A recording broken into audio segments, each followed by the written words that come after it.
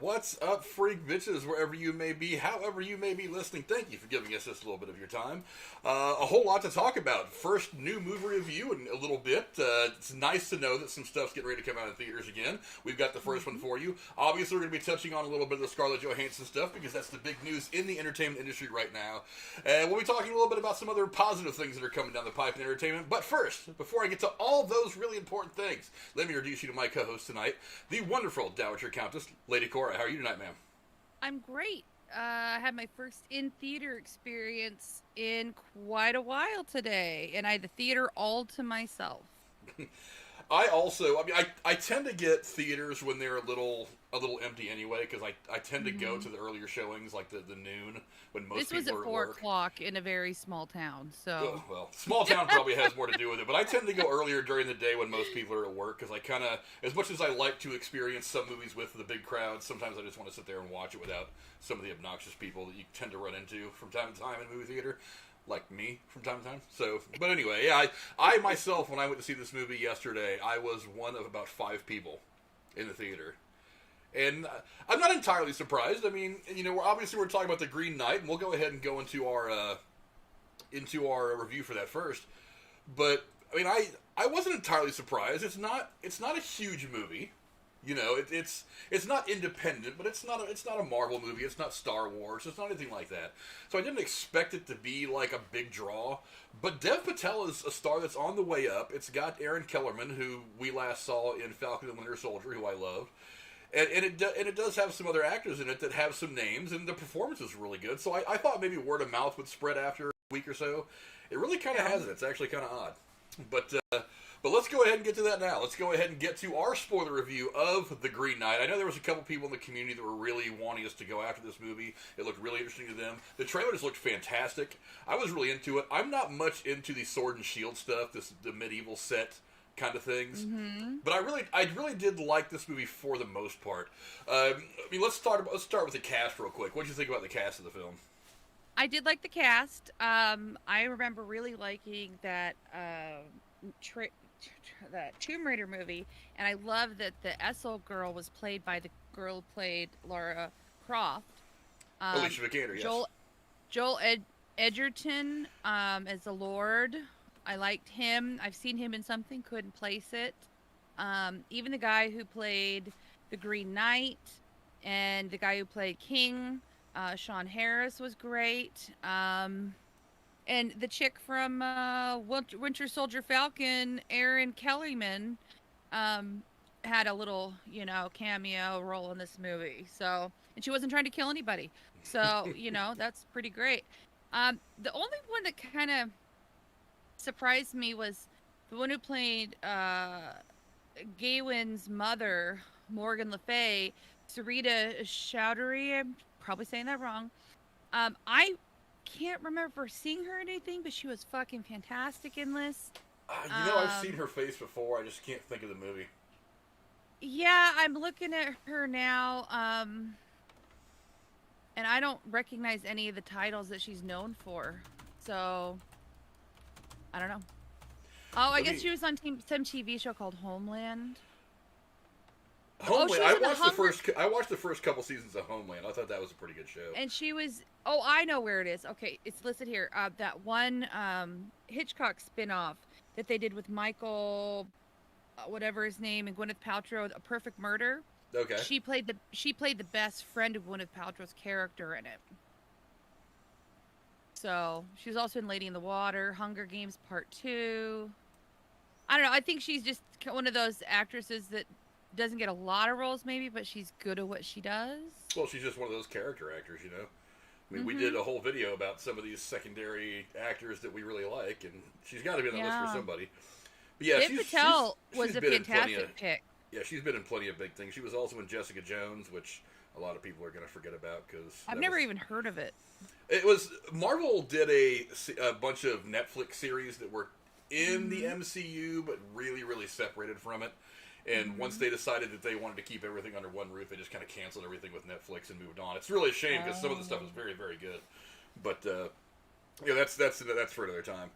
But yeah, gotcha. I mean, she's definitely somebody who's been around. I mean, I can recognize Mm-hmm. some of these things she's been in. she's a skilled actress, and I think she did a fantastic job. Uh, Dev Patel is a fantastic pick for the lead, by the way.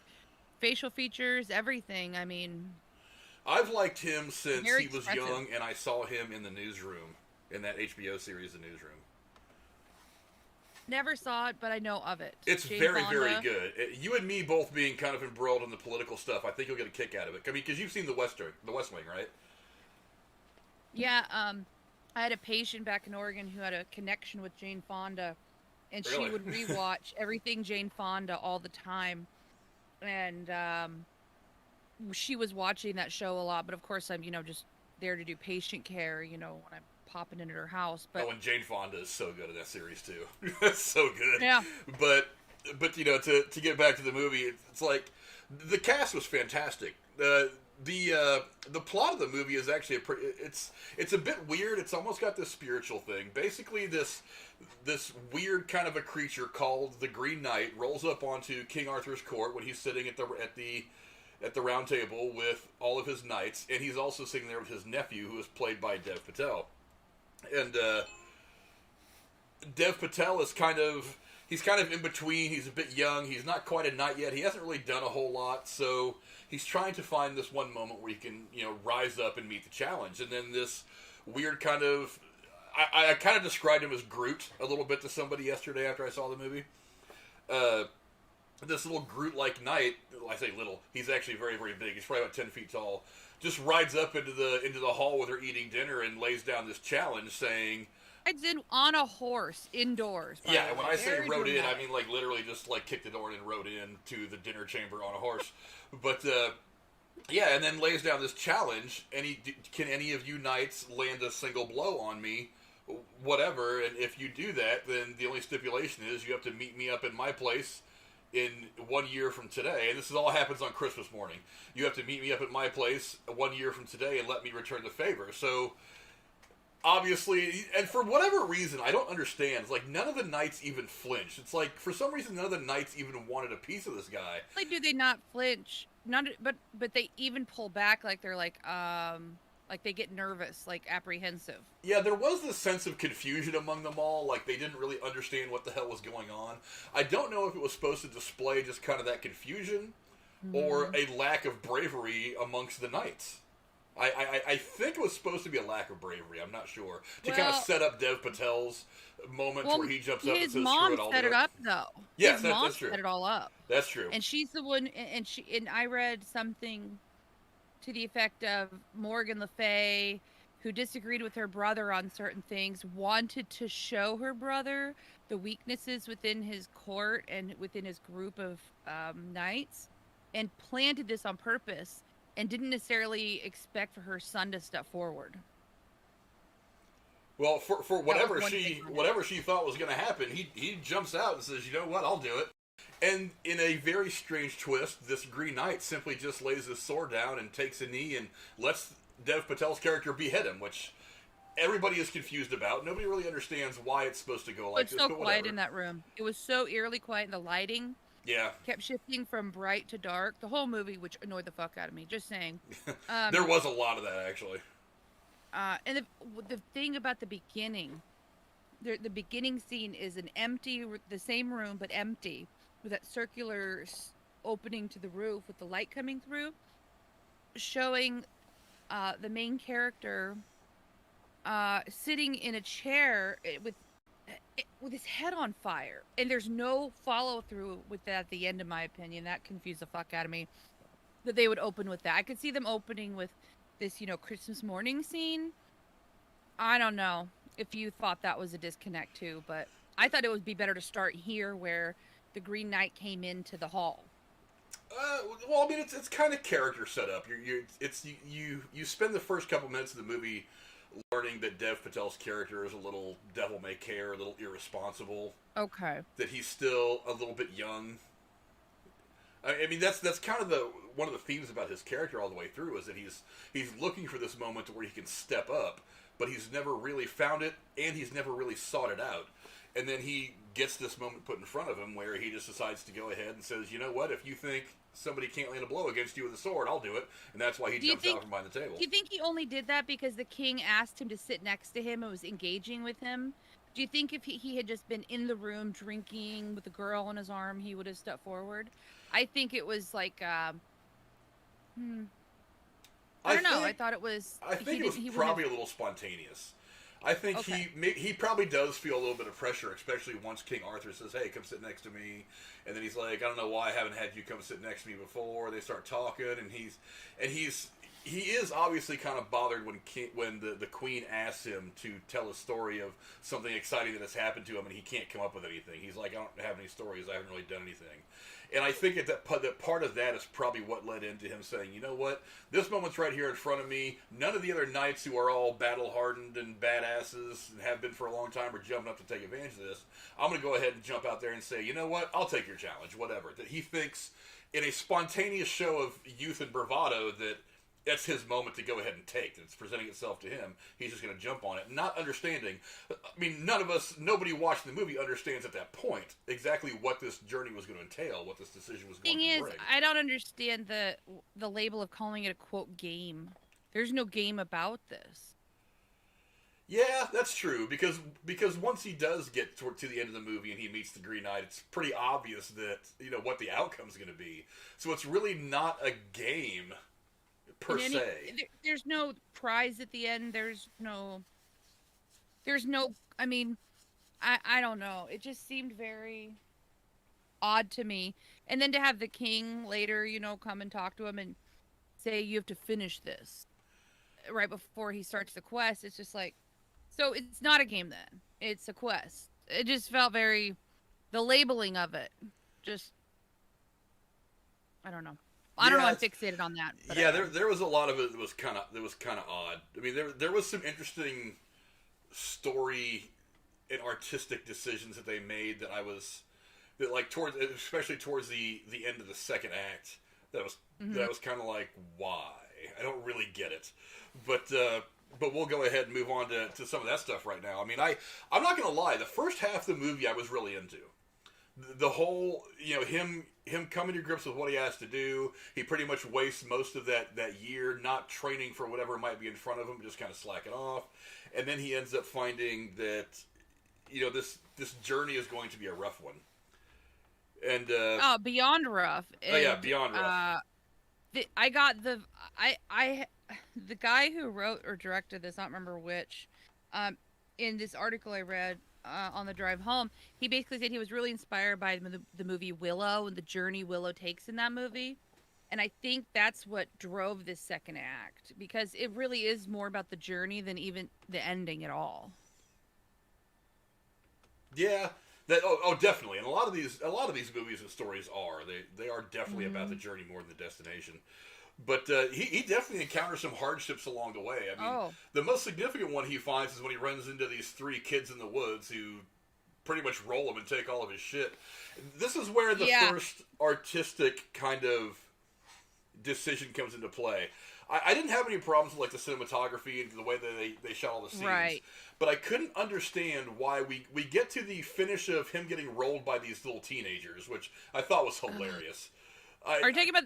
Are you the skeleton? Are you getting to the skeleton thing? Because that's where I'm like, I really love the panning around idea, and I thought that maybe maybe this is because I saw when the Green Knight lays his axe down in front of all the knights, how that moss kind of grew up around it. So I thought that as you pan around from him being tied up on the ground at the base of the tree, as you pan around, you see more color kind of slowly developing in the foliage. And I thought maybe that was going to be this Green Knight coming to, like, help him in some way to make sure he could complete his journey to him so that they could finish their thing. But then when you pan a full 360 all the way around, you get back, and then you just see the skeleton of Dev Patel's character. And it's just like, so in the middle of the movie, he's dead? I don't really understand that. And then, for some reason, and I don't understand this at all, it starts to spin back around the other way, and then you get back around to Dev Patel's character still there, And Not to make it all about Marvel, but this almost felt like it was like a multiverse. Like, this is one way it could go, but let's spin it back around and go back to where we were. yeah, I didn't get that. I was like, why put that in there if he's not going to die? It's Great like question. I didn't really understand that scene. Now it didn't take me out of the movie. It just kind of left me a bit perplexed. Now then, of course, he crawls over to his sword, which for reasons passing understanding. Why would they leave like, the sword? The kid was obviously more into the axe, so they probably thought the axe was cooler. Just left the sword behind. They've all got their knives and bows and arrows anyway. Maybe one more sword isn't important to them. But he rolls over there. He gets the sword. He gets himself free, and then starts to make his way on through his journey after getting rolled by these 3 teenagers, which again was just dumb. And he ends up finding one of the scenes I really really liked was he finds the house where you see Aaron Kellerman's character. I thought that scene was actually really cool because it seems like in all of these stories there is this one supernatural kind of run-in like this that they have that teaches the characters something that they need to know to push their journey down the line. Something to this, that the writer was inspired by some other like lore poem ode that had something to do with some chick like this. And in the poem, a girl was promised to be married to a man, and she changed her mind and said and decided she wanted to go become a nun. And so she goes to her fiance to tell him that she's chosen to do this instead, and he gets so mad that she won't marry him that he cuts her head off. The movie did this other spin of a guy who comes in and, wants to assault her, blah, blah, blah, but that's the original thing that inspired. Yeah, you see, I didn't read any of this story as it's originally written because this is all based on a bunch of old writings and stuff from, I don't know, Shakespeare or somebody who wrote a bunch of shit based in that time period. I'm not familiar with the source material on this, so I'm only going on the movie. So if if there is a big difference between one or the other, I have no idea what I just thought you might better know the thing behind it because I thought that was better in my opinion. Yeah.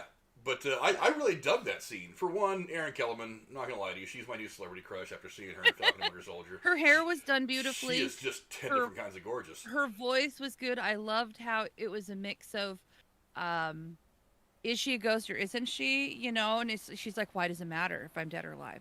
I loved that line. That was good. And then the moments where it goes from being a skeleton to a head, and the water scene. Do you remember in the movie 300 when there was a scene with water? It was really moving the way they slowed the camera down and the visuals of it. That was really great cinematography. The part where he was underwater with the colors, and it was very well done. Yeah, that whole sequence is actually really really good. I really I would have loved to have more of that. Yeah, there was this really cool kind of darkness without being necessarily. It wasn't supposed to be a scary part, and a lot of those times I think they try to give those parts a little too much of a horror angle. It's supposed to be something other than that, and I think that scene really really was. And I love the way just it pushed him down the road, and it gave him that one thing he needed, that one little bit of information, or that one little whatever the character usually needs at that point in the story to continue on down the path. Now he leaves there, and honestly, one of my bigger knocks in the film is that you'll always see Aaron Kellerman. And before he leaves, and can you help me? How is there this magic that the Green Knight's hatchet, whatever, showed up in her room upstairs? I don't know. That was one of the disconnects for me, because I could have seen if when he's saying, "Well, what's in it for me if I help you get your head back?" She goes, "Well, I will give you something that you were missing, or I will return the favor. I will return something to you." I don't know. If she would have said that one line, it would have made sense. But there was nothing. Because I went to the theater and saw it and didn't really have a chance to rewind or go back to a couple of scenes to look, I didn't intake it the way I'd like to. I figure it may have been down. On the bed. Yeah, I just assumed that it was something that she did for him, but at the same time, I'm like, where did she get it? That's like, I didn't understand that either. I was like, okay, it's there, but why? Well, do you remember what her head said on the floor when it reappeared in full flesh form? It said something about the Green Knight is waiting for you. That to me was the only sign that she had some connection, and the Green Knight was somehow a part of this whole thing. Because why would she mention the Green Knight's waiting for you and then have the head go back to being a skull? It was very that because he never said why he was there. All he told her before they went out to the water was, "I'm just a lost traveler." He didn't say anything about what he was doing. So Yeah, I don't really know. I just kind of like went along with it. It was just her spiritual magic doing something. But again, I didn't. I wanted to see how the movie played out before I tried to make any assertions about why I thought certain things happened. Because sometimes something will happen and they'll explain it later in the movie. So I was just kind of like, okay, whatever. I'm going to move past that and just watch the rest of the movie. And then we get to the next part of the movie. This is where it started to get a little odd. Look, I'm all for directors being artistic about telling a story because they are artists. Directors are a form of artist. But this whole sequence... Now, look, I love Joel Edgerton. Yes. I don't understand why he hasn't blown up to be one of the biggest stars in Hollywood yet. He is just so good in everything. Alicia Vikander, who is playing the role of this commoner girl that he's screwing around with in the beginning of the movie, plays the young lady of the house. And then, and in this house, he comes across this house as he's on his journey after everything that goes on with the Headless Dead Girl. So, and then there's this old lady with long white hair, dressed in all white, with some... blindfolded. Blindfolded. She's obviously got no Doesn't sight. talk to him. Yeah, so I get there. We get to this point in the movie. I'm like, okay, he's come across some more people. Probably going to be a similar situation. He's going to learn something about himself. And this movie turned into a medieval version of Rocky Horror Picture Show. I honestly started thinking for a minute that they were going to start breaking out saying the Time Warp. This whole movie got that weird. They showed his cum on the belt. You see, there was so much about this whole sequence that threw me off. So, I was shocked they showed that. I was like, whoa. This entire sequence to me, for one, you could have cut this entire sequence out of the movie, and it would have been a better film. There's nothing in this that made any sense at all. I will say this: one of the things I read was that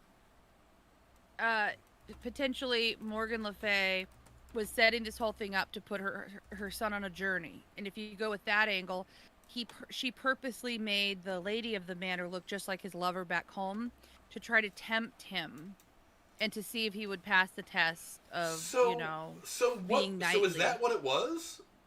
That's kind of what the thing is, because I'll send you the article I read, but I didn't get any of that when I was watching it. I didn't either, because when I read it, I was like, well, that's what this was, this whole thing. It was a theory that she was upset that her son wasn't doing anything with himself, and she wanted him to rise up and become king potentially, because she was unhappy with her brother, his kinghood or whatever the word is. And so she sent him on this journey to do all this, and she had her hand in everything, and they give the analogy that she was actually the fox through this whole movie. Yeah, but this whole sequence though is like the weird way that Alicia Vikander's character that she's playing in this house seems to have some weird hard-on for him. The weird obsession that Joel Edgerton's character has for him, because it doesn't seem like an obsession until like the very last point where they meet, and I'll get to that in a second. But he seems like he's genuinely trying to help for this time in the movie. But it's so obvious and creepy and overbearing, this weird ulterior motive that you can sense from him, that you're just like, look, if this is going to be the case, then fine, make it a bit more subtle. Don't make it so obvious. Don't make it so weird. I mean, make it out to be a surprise when he asks for something that this guy can't give him. But I mean, we get to this point, and it's like, I still don't know why the old woman with the old blind woman with white hair was there. She does absolutely nothing. And why did she go up and touch his face? I thought she was going to say something, and it would make sense. But she had to say something for her role to make any sense at all. Yeah, and then the fact that the lady of the house pretended that she had made the magical belt, and she said the exact same things as the mother did. And so when I read the article, that made me think, okay, so his mother is speaking through this girl, but then then you know where this is going. I'm like, no, I'm not going down that rabbit hole. But it just seemed very peculiar, like he was on a drug trip. They heard everything his mom said when she was presenting the belt to him before he even left. And now this chick's, it just seems so strange. And then the Lord himself out in the woods is like being really bizarre himself. And the last thing he says to him, well, if you come back this way, we'll be gone. When before he was like, well, I'm going to save this kill for you for when you come back and chill with us before you head back home. Like, what the fuck? Yeah, and then there is this underlying subtext to all the conversations that he has with Joel Edgerton's character about, because he's appreciative for, getting him out of the cold, feeding him, and letting him get strong before this battle that he's supposed to have with the Green Knight, which he surreptitiously just knows about. Again, just one of those people, and I still don't know how he knows. I mean, he says that this story has traveled far, but I'm like, what do you really know? And did he go see the puppet show in the village or something? Maybe he saw the puppet show. I don't know. But then we get to this point where he's like, I don't know what to give you. And then after the whole scene with Alicia Vikander, where she, for reasons past the understanding, jerks him off. I have no idea what that was supposed to accomplish. I don't. That was just a clusterfuck of what the fuck. I don't know what that was. I don't even want to know. I get it if she was trying. I mean, if you were going to have like a love scene, have one. But that whole scene was so awkward and weird and disturbing that I was. And that's I literally frowned my brow and was like, "What?" I was like, "What is that?" I had to turn away because I was like, "I'm not watching this shit." I had to turn away for a second. And then you show him he's got in his hand this green satchel thing, and it's covered in his stuff. And I'm like, what is this? Is this softcore porn now all of a sudden? What are we doing here? And then he freaks out. He runs away, and this is the part that just ties up this whole train wreck of a sequence for me. He runs out into the woods, and he runs into Joel Edgerton's character as he has just freshly hunted and killed it looked like some kind of a very large boar or something like that. I don't know what it was, but it wasn't important for the story, so who cares? And, well, Jim M in the chat saying he took it as a woman with the Lord was a witch and knew he was coming. And perhaps she was sent by his mom to return the stash. But narratively speaking, how did you say that to anybody who's actually watching the movie? I don't know. Again, I don't know the source material, so maybe there's something that I would know had I read it that that I would have just kind of intuitively known. But I mean, but for me, who went into this movie totally cold about anything about this story, it just didn't make any sense. So he goes out, he runs into Joel Edgerton's character. With no horse, by the way. He didn't even ask to take a horse. Yeah, who's on horseback. He just runs away out in the woods, grabs the axe, and just bounces. Runs into Joel Edgerton's character. And Joel Edgerton basically was like, you have something that you can give me to make up for all my hospitality to you, and then leans down and kisses him. And I'm like, so now Joel Edgerton wants to jerk this guy off. I was like, what is going on here? I know. Then he exactly what you said, the Rocky Horror Picture Show, man. Yeah, he obviously, I mean, that didn't work for Dev Patel's character either, so he just turns around and runs away. As soon as he leaves that whole situation, I think the movie starts to infinitely get better. That entire sequence was a train wreck. Alice in Wonderland, the one scene when she's at the fucking tea party with the Mad Hatter. And then she gets out of there and the rest of the shit happens. It's like this isolated, like, clusterfuck within a movie. That's what this was to me. Yeah. Yeah, that whole sequence was just dumb to me. Now, it got better once he left that whole train wreck, that whole dumpster fire. Yes. And started to go back on his journey towards the Green Knight. Now, we get to the point where he gets to the stream, and then the fox, which has been following him for the last 30 or 40 minutes of the movie. At the hands of the Lord, which makes no sense. Yeah, I was going to give you a live fox from a trap. What the fuck? Yeah, nothing about that sequence made any sense. But he gets to the creek where there's a boat waiting there. It's supposed to take him to the gates of this green Green Temple or Green Church Chapel. Or something where the Green Knight is. The Green Chapel, that's right. And the fox decides it wants to start talking to him, so it's trying to stop him. In his mother's voice, this fox starts talking, saying that if you go any farther, you're going to die. Now, I think I took from it anyway that she's just telling him this to push him to the brave choice of going ahead and going anyway. That's what I thought was happening. So I don't know if he would have turned around right then and been like, okay, whatever, and just bounced out, if that had been good or bad, but he does choose to go ahead and go forward. And I was like, that's probably the moment where he finally kind of finds his bravery, his knighthood, and all that. And the thing is, the fox even says to him, it's okay to go home and live in shame, but if you go forward, you're going to die. And it's like, he just shrugged it off. But he went anyways, and I get that, but to me, when that happened, I was like, okay, then he's really going to die. Yeah. But he decides to ignore the fox, and he goes on, and he meets the Green Knight. Now, he has to sit there, I'm guessing it was overnight, waiting for exactly a certain point, I guess, in Christmas morning. For yeah, because he left early, because remember the Lord said you have a few days, and then the Rocky Horror scene happened. He's like, I'm getting out of here. Yeah, he gets the fuck out of Dodge. Yeah. No more Mr. Frankenfurter, Lord Frankenfurter. But, yeah, I still don't know about that scene. But, so he gets there, and the Green Knight wakes up, and obviously, now here's what gets me. It's like the Green Knight says early in the movie, I get to land one blow against you. It could be a cut to the cheek. It could be a cut to the neck. So maybe he just might go there, slap him on the wrist, and be like, okay, now we're even. But he obviously decides to land this blow that's going to behead him, so it tells him to take it even before then. He says to him, he goes, do you remember where you struck me? Well, be ready to have an equal strike. And he tells him to kneel. So it's an eye for an eye. He's not even saying, I haven't decided what I'm going to do. And in that moment, I thought, well, why didn't you just take your fucking sword and do like a scrape down this guy's arm when you were in the fucking, like, Christmas party? Like, why did you cut his head off? If you showed mercy, maybe he would have given you mercy. The Green Knight didn't give him a choice. As soon as Dev Patel walks out there, King Arthur, by the way, in a very cool move, gives him Excalibur to use. That was kind of interesting. Right. He jumps out there with the sword, and then the guy lays his axe down and then just takes a knee and but he didn't have to cut his head off. He could have just cut his cheek or his arm. But nobody. Well, I mean, none of that is inferred to him, so he doesn't really know. Okay.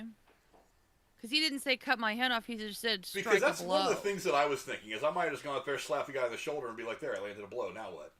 Exactly.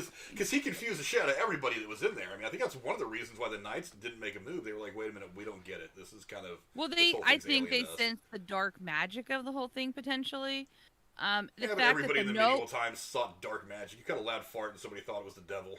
The fact that his mother wrote the note and then burned it, they don't know and that then it simultaneously ended up in the hand of the Green Knight, and then as soon as the Queen reads it, and then is somehow demonically possessed to read it in the voice of the Knight and drops it, it burns up. That was like really cool theatrics, I suppose. But dude, does he not get a copy of this shit since he's agreed to this game? Like, where's his copy of the terms of service here? Yeah, really.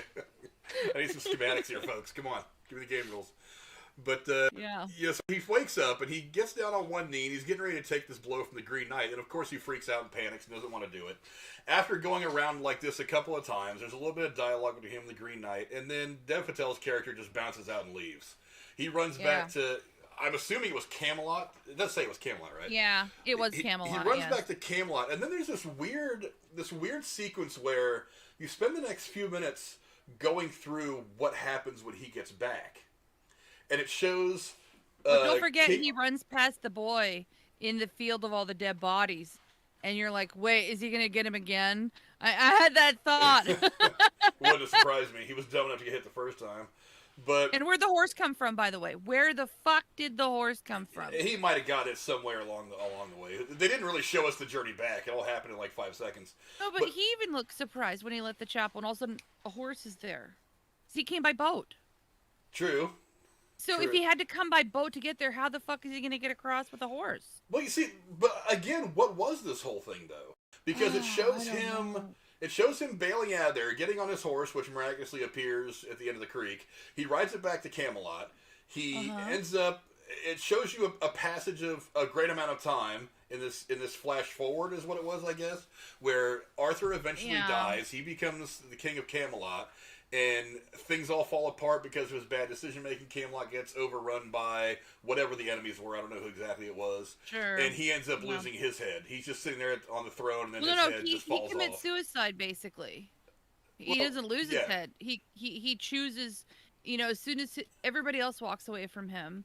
First of all, he comes back and he literally watches his lover give birth to his child, and then walks out on her after throwing some money on the bed. Yeah.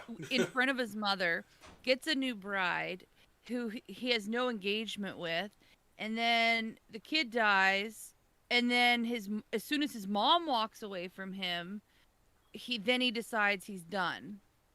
And kills himself, basically. Well, that's the thing, is he doesn't kill himself. He's just sitting there looking at the camera, and his head falls off.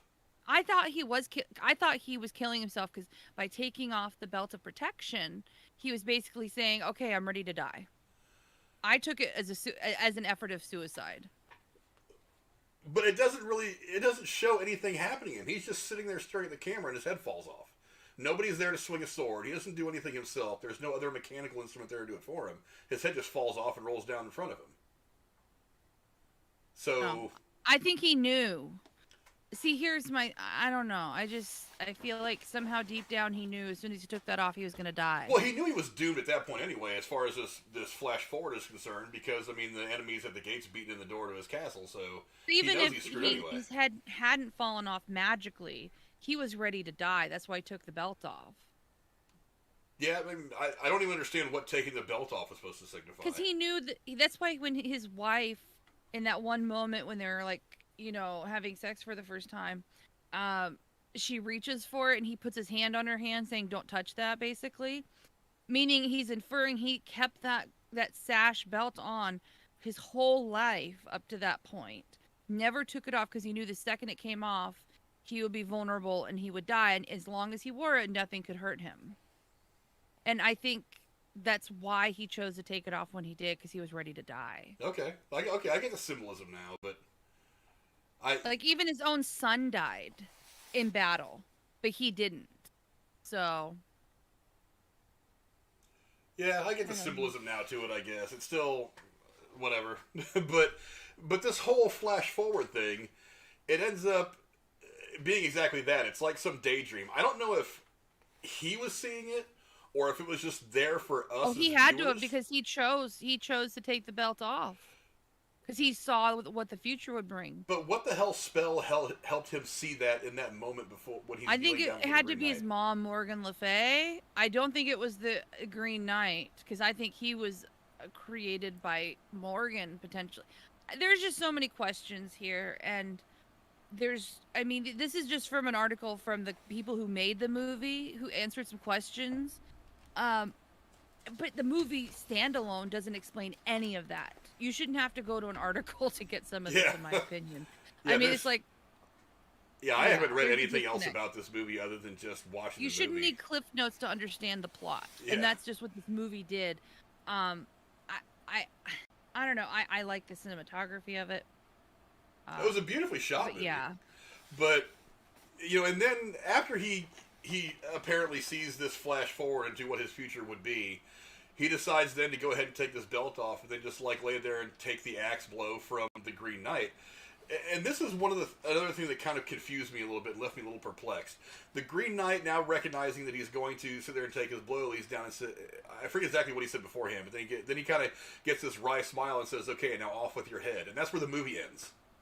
He basically said something he put his hand on his the guy's cheek and said, "It's good you came around. You get it now." And then they literally don't show you anything. And in the article I read, they thought it would be they shot a more graphic version of the ending, but evidently test audiences or somebody told him at the studio, you can't show Patel's head actually being cut off. That would be really bad optics for the movie. But you can show Alicia Vikander jerking him off. That seems totally cool. Yeah, exactly. And so they don't even show it. But they'll show his head falling off in the future scene. Yeah, who the hell makes these decisions? Jesus Christ. I don't know. Yeah, and that's just where the movie ends. And I'm like, okay. I thought maybe that the Green Knight was letting him live. That's why he kind of said it with a wry smile. No, Or I read. did the Green Knight say, "Okay, now I'm definitely going to lop your head off"? What happened? So I purposely read this specific article because it said this is what the writers and the people. He's definitely dead, is what they said in the article. He's definitely dead. He's definitely dying in that moment, and the future that you saw never happened. And I'm like, okay, so it's not a game then. It's supposed to be a game, but really it's just his mom sending him off to his death. Jim M in the chat said maybe his mom saw what was coming if he had survived and become king, and she knew he would ruin the kingdom, so she sent him off to his death. I don't know. It's very interesting. I don't know. I wish the movie had done a better job of portraying what was really actually happening and not so much of like an LSD trip. Yeah, and then after all this, I want to finish up talking about this so we can go on to at least a couple of other topics I have to talk about. And then top it off is that, did you stay for the post-credit scene? No, I was trying to rush home. Okay. Again, I don't know why. I don't know what it's supposed to mean. In the post-credit scene, as the credits are still kind of rolling, it cuts to the scene of this little girl who I don't know who the hell it is. I'm assuming it may have been the daughter that he had in the flash forward with the chick. I don't know. His wife? I guess. The one that he married, not the commoner girl that he knocked up and then took the son and left her the bag of money and bounced. But it shows the crown laying on the ground, and this little girl kind of like walks over to it, grabs it, and puts it on, and that's the whole scene right there. And I'm like, so sequel? It's like I don't get any of this at all. I mean, because if it was a flash forward of what was to come, then she would not have been born, right? I don't know. This goes back to like multiverse time traveling mindfuck shit. I think what it has to do with is very obtuse, irregular storytelling. Yeah. I don't understand that post-credit. I mean, it was cute. Yeah. I mean, a little girl walking for the crown and putting it on. It's like, oh, a cute little girl playing with the king's crown. But I was like, what does it do? Is it a setup for a sequel? Is it explaining something I missed? I mean, no disrespect to the people who made this movie, but your budget was $15 million. The story was not well told. It looked pretty enough sometimes, but it literally felt like a budding filmmaker's first effort to put a movie together who did everything themselves and didn't put much thought into how audiences would receive it. Yeah, I just didn't. I didn't get a lot about the movie in the second half of the movie. The first half I was really digging, but after that, it didn't get good until he gets to the to the Green Knight. I don't know. And then it's so short. I wish there would have been more time, like a longer conversation instead of him just watching the guy sleep. Yeah, that only took a minute or so, though. I mean, you kind of get that that part of it was waiting for not knowing what's coming, but you're sitting there waiting for it anyway. So when you see the sun rise and set behind him, he's just sitting there like slowly passing out because he's been sitting there waiting for a day or two. The Green Knight who's been in this state of slumber for who knows how long, he has to ask, is it Christmas? Yeah. Like, you don't fucking know that you're waking up a year hence? Like, what the fuck? Has your alarm clock been buzzing? And you keep pushing the snooze? Like, where the fuck have you been? Yeah, really. But, that almost felt like a joke. But. Yeah, but, yeah, I overall, I mean, I thought it was a decent movie. It's just like that really weird ending and that just insane dumpster fire in the middle. Did you catch when the guy first woke up, the Green Knight first woke up, and Patel's character was kneeling and the light kept flickering? Did you catch that the face was changing? And if you look close enough, it was the faces of the king, his mother, his lover, and a couple other people. It was only for a moment each, but it was something. I could see their faces in the face of the Green Knight. I must have missed that. Before he stood up. I must have missed that. Anyway. But yeah, just a bunch of weird shit like that. Like I said, I'm one of those people that likes to go back and rewatch movies a couple of times to get some of the things that I can't always catch the first time. But but that movie, I don't know if I can justify going to see it again. I Yeah, suppose same if here. I suppose if Jennifer wanted to go see it, I might be like, yeah, I'll sit there one more time. But for the most part, I'll try to watch it again when it hits Netflix. Yeah, I'm sure it'll hit it fast. Yeah, Jim, the post credit scene. I mean, it was cute. It was a little girl that picked up uh, the crown that was laying on the floor in some room. I'm assuming the castle, and put it on. It was a cute little scene. The little girl was cute, and playing with the king's crown. It was nice, but there wasn't any, without any context, without any explanation. I don't even know what it meant. So, Yep. but what's going on, Alex? Good to see you in here, man. You're all the way from Puerto Rico. What's going down, my man? Hope everything's going well down there. But yeah, so there is our review of The Green Knight, a movie that I had really, really high hopes for, and it hit a lot of marks. It's just the last half of the movie was really uneven and weird. Yeah, but, Rocky Horror Show meets LSD Trip and King Arthur Legend. Yeah, but Dev Patel was really good in it. He was. The performances weren't bad. It's just there was some weird story narrative choices, like in the second half of the movie, that kind of just took me out of it. But anyway, you guys go down in the comments below. Let us know what you think of The Green Knight. Have you watched it yet? What you think of just kind of the weirdness that went on inside that movie. But we're going to go ahead and move on now to the next one. This is the story that's just kind of running over all of everything right now. Basically, I mean, Black Widow. The whole thing about that movie is just kind of odd to me.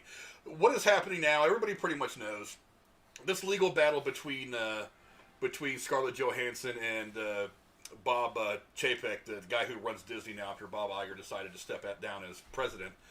It's starting to get a lot hotter. So on Thursday, one of the biggest stars in Hollywood sued the biggest entertainment company on the planet, sending shockwaves across the entertainment landscape, already reeling from months of disruptions and shifting paradigms.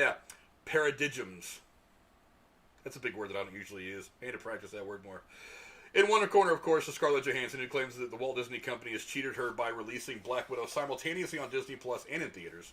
On the other is Disney, which tore into the actress in an unusually personal way in a statement Thursday, calling her claims sad and distressing and accusing her of showing callous disregard for the effects of the COVID-19 crisis.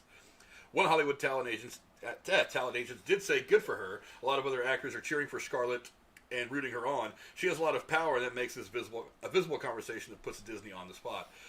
This whole thing has gotten really, really personal, really, really fast. We did talk about this on Derailed a couple of days ago, and I'm sure it's probably something that's going to come up both on that channel and on this one a couple times. It's going to be a while before this thing plays itself out. What are some of your thoughts? Until it goes to actual court, and honestly, I think they're going to settle before it even goes to court, because I don't think they want to have their contracts made public record and to have people see some of the stuff that's in there. But I frankly really, my opinion is this: I think she has a right to go forward with this because it's a labor law issue. It has nothing to do with the opinion of whether they should get paid this much or not. She was promised this deal with these conditions of it as a release. She chose to take a less pay, expecting to get a higher share. So be it. And she got less profit because they released it in a way that didn't affect her contractual payments. And she even had a conversation with her and her lawyers with the studios about what happens if they do release it on Disney Plus. And they have email proof, according to articles. Of course, I haven't seen them myself, but that say, okay, from Disney, quote, if we go that route, we will contact you. We will renegotiate. And they didn't talk to her after that, knowing that this was coming. And kudos to her, by the way, for waiting to do this till after the movie was released, so she didn't taint the value of the content, and waited for it to be out for a couple weeks. So, mad respect there. She chose to be humble and wait a little bit, to not overshadow the value of the movie. But I think she's absolutely right to what she's doing. So I don't think it's a labor law issue. It works a bit differently for actors. I had some stuff on it right here.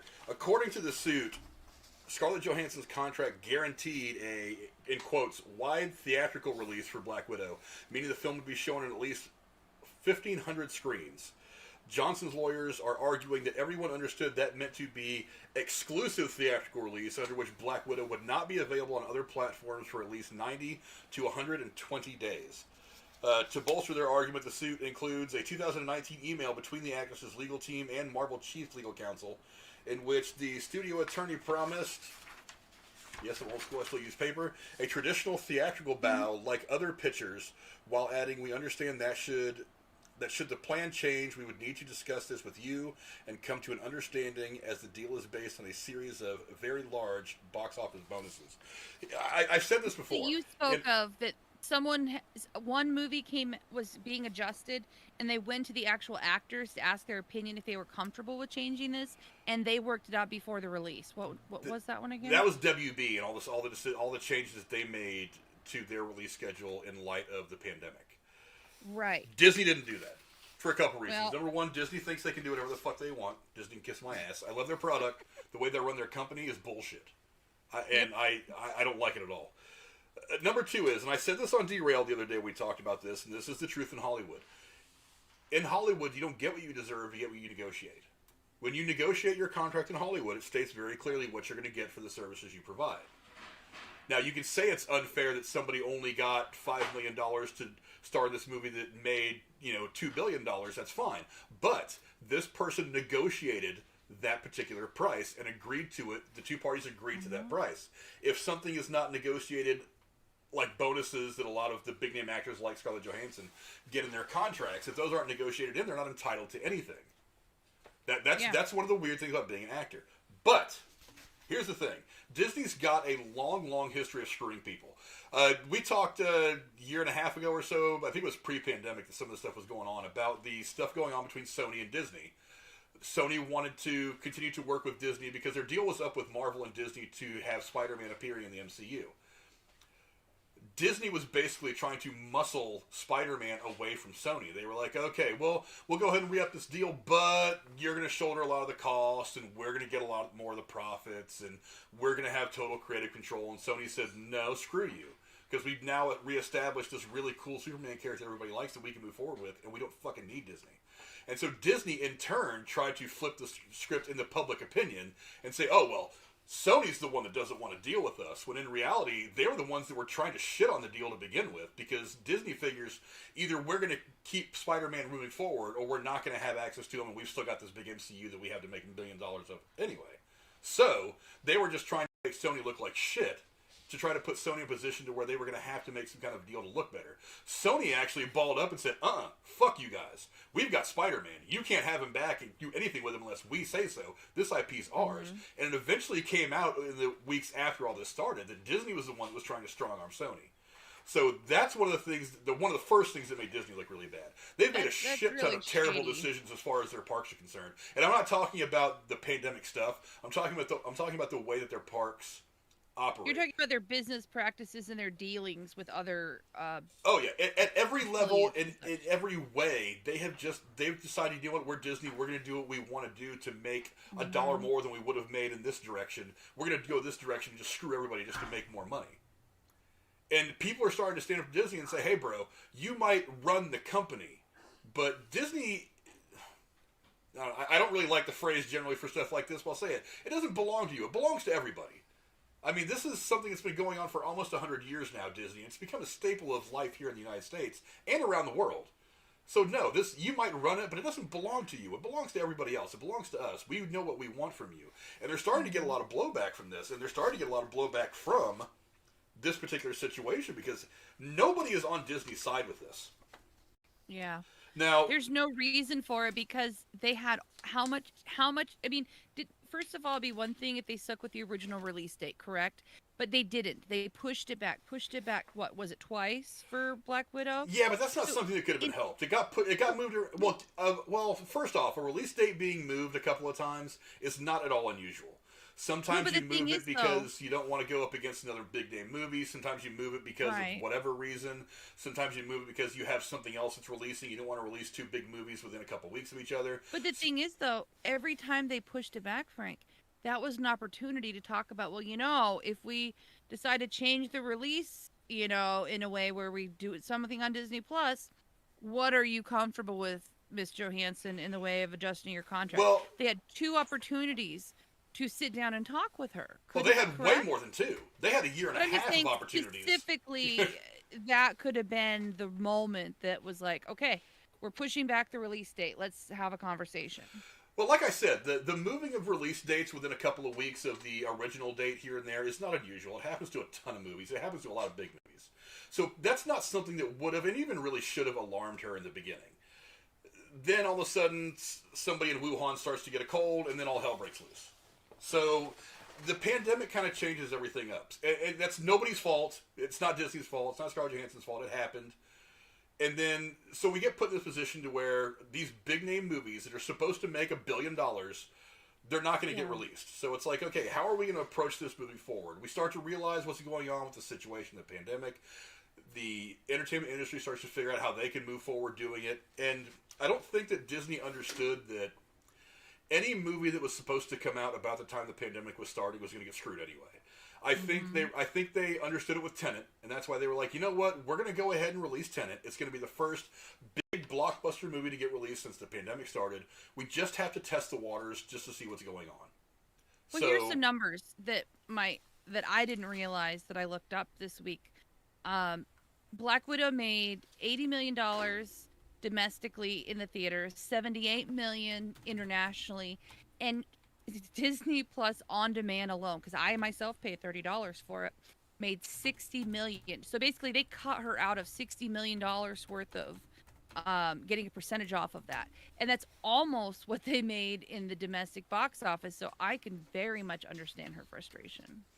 Oh yeah, I understand her frustrations as well, but like I said, part of the problem is that Disney's just trying to screw their people out of money. Now, one of the things I was reading is that Disney initially did say that the film made $60 million in Disney Plus rentals, but has yet to provide any more transparency into those numbers in subsequent weeks, which could be a sign that they may have been disappointing. I don't see how you could have made a great deal of money off the Disney Plus stuff anyway, because if you think about it, if I go see a movie 3 times in the theater, I'm paying the same amount each time. If I spend $30 to go buy it premium access on Disney Plus, every time I watch it actually breaks the value of that viewership down. So if I pay $30 watch it one time, you've made $30 off the one movie. But if I pay $30 I know it's been watched watch it 3 twice, times in my household, and we paid $30 for it. if I pay $30 watch it twice, that means I paid $15 a viewing. Then if I watch it 3 times, that means I made $10 a viewing. I paid $10 a viewing. And if I watch that thing 100 times, I mean, you made 30 cents a viewing. But I think they were just happy to even charge something, and I don't know if this conversation about Scarlett Johansson and her contract would be the same if they had just quote put it on Disney Plus as free content rather than making you pay the premium to watch it of $29.99. Do you think the conversation would be the same? No, I don't think so. I think that Disney, look, I think they made the decision that they thought was best for them at the time, and they're thinking to themselves, well, either this is going to work and everybody's going to make their money, or it's not going to work and we make our money and screw everybody else. If they'd have sold it for $10, it wouldn't really have mattered much, because again, you buy something, you watch it so many times, you devalue that particular purchase. So I've been to see Black Widow 3 times in theaters. I went myself to watch it, then me and Jennifer went, and I took my kids to go see it, I think the week later. So I paid a full ticket price for, 3, 4, 5, 7 viewings of Black Widow. they can't make any money releasing things on Disney Plus. They just can't. There's one. They have to create the infrastructure that can support how many people watching it at once. I can't imagine. Well, economically, there's no way. Because, like I said, if you buy it one time for one price, every subsequent time you watch it after that breaks down the amount of money that you actually made from that thing. So if I bought it for $30, watched it 30 times, that means I paid $1 per view instead of $15 a view to go see it on a Friday night. Like an Amazon rental. You have 48 hours to watch it as many times as you want, but after 48 hours, you have to rebuy it. That's one way of doing it, but I don't think customers are going to like that. I don't think so. I would have paid it. But I prefer just to buy the movie. I mean, you could try to charge a little bit more for people just to buy the movie, but people don't want to pay $30 to see it, to buy it on Disney Plus Premium Access. You think they're going to want to pay 40 or 60? I mean, that right there would piss everybody off even more. Probably, but it would be more representative of paying per watch rather than just access to it as long as you're a subscriber. Yeah, I don't understand for the life of me why Disney is clinging to this idea of releasing stuff day and date on Disney Plus. Because when they opted to release blockbusters like Cruella and Black Widow and Jungle Cruise on Disney Plus simultaneously, it did come with this new formula for calculating back-end deals, but nobody knows what it is, and they didn't think of it in time to keep themselves from getting sued by them. But do you think? I think personally that this will discourage them from doing this in the future. I don't know. I think that if they don't recognize by now that releasing things day and date in theaters and on Disney Plus isn't working, it's going to be a huge headache. I don't think they're going to get it. I think they're going to stick with this thing until it takes the shit down. And I think it's stupid. Movies. Look at The Green Knight. It was not released digitally anywhere. You had to go to the theaters, and you're talking about two very different movies, though. I don't know if that's a good equivalency. But I'm just saying, other movie studios are doing theater-only releases. So why can't Disney? Well, I mean, because this is what, like, weeks apart from Black Widow. Well, here's the one thing that I don't blame Disney on is even though we are hopefully on the back nine of this whole COVID thing, it is still going to take time for the theater industry to kind of level out. There is going to be, and understandably so, there's going to be a large segment of the movie-going population that for the next year, maybe 2 years, is going to be apprehensive about going and sitting in a theater with 100 other people to watch. That long? Because I was one of those people that was apprehensive, but I'm vaccinated. I sat, clearly by myself in a whole theater, but there have been other people I would have sat away from them. Yeah, but it's going to take time, though, is my point. So I understand Disney trying to make a move, but I don't understand how you can make this move repeatedly, not notice that it's not working, and then end up drawing the ire of one of the biggest stars you've got in your stable right now, and have to the point where she feels the need to sue you for $50 million. Yeah, I think that as long as people, and I'm guilty of paying for it, because honestly, my husband and I couldn't coordinate our schedules to go to the theater at the same time in time to review it with you, so we did it this way. That's my issue. But as long as people are willing to pay $30 to watch it like that, and they can get 60 million on opening week, they're gonna keep doing this. Yeah, but that's not a lot of money. It devalues your product. And I don't see how the bean counters at Disney can't figure that out. But see, here's the thing: if my husband and I had gone, we would have spent about $20 to see it together. We paid more than if we gone to the theater. But that's my point, though. If you wanted to watch it again,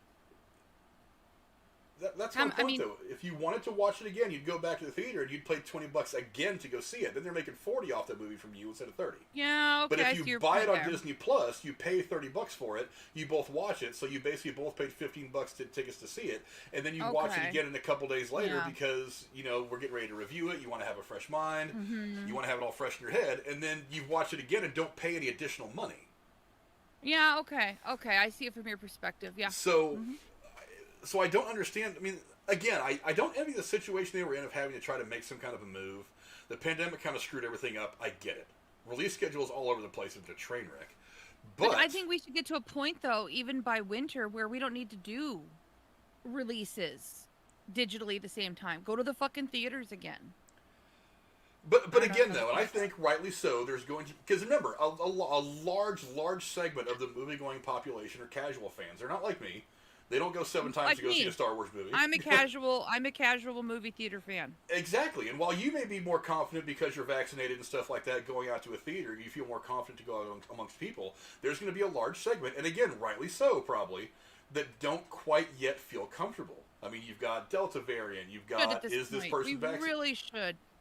This isn't turning into a COVID discussion, but we're getting to a point where people shouldn't worry so much anymore. I agree, but I understand that they do worry. But I don't think the movie studios need to take a loss at the expense of paying the people and honoring contracts. Well, Because those light casual viewers will just wait for the DVD to get well, released. in the case of Black Widow, they had shot this movie and were ready to release it before any of this stuff went down, so they just didn't know. Now, moving forward, they have this knowledge, so they can keep budgets down. That's they can true. take whatever precautions they need to make sure that they're not going to lose money on a particular But movie. what about the theaters? Do the theaters are they upset about these releases being simultaneous virtually? Oh, they're not happy about it at all. There's something called NATO. It's the North America Theater Owners. I think it's what it's called. It's called NATO. They're not happy either. As a matter of fact, one of the another company that's been dealing with this kind of thing is Warner Brothers. Like, they've been threatening to sue production companies and stuff that do the day and date stuff because it's taking a huge chunk out of the money that they make. I mean, I don't know. I mean, a lot of people may not realize it. The box office for a movie, what's up, Nightwatch? The box office for the movie theater keeps almost none of that money. So if you pay $15, what percentage of the ticket goes to the house? None at all. What? None.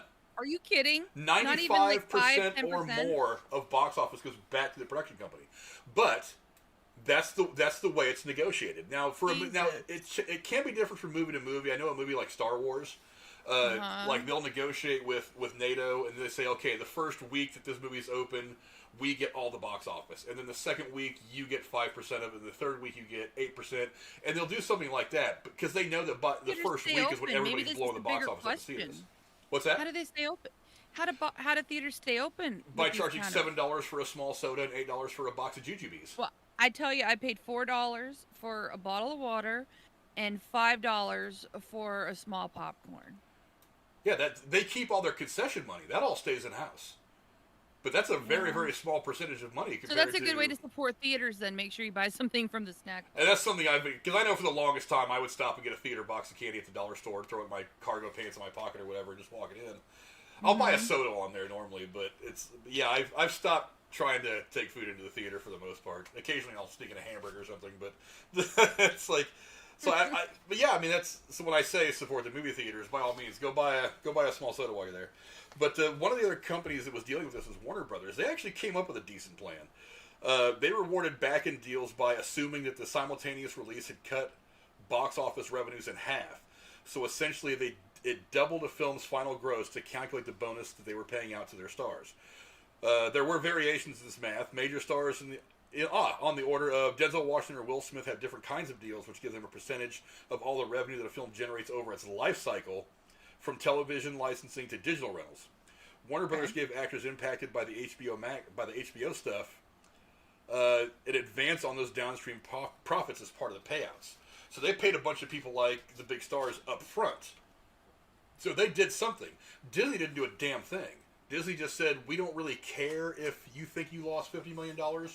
We're going to go ahead and just release it day and date because this is what apparently we do now in the middle of a pandemic. They overlooked this. I really don't understand how they could just go, well, we know she probably wanted to renegotiate and she'll be unhappy about this, and we already kind of had some conversations about if we decide to do digital, we should renegotiate, but we're just not going to worry about it. How do you miss that? A lot of it's going to come down to legal wording.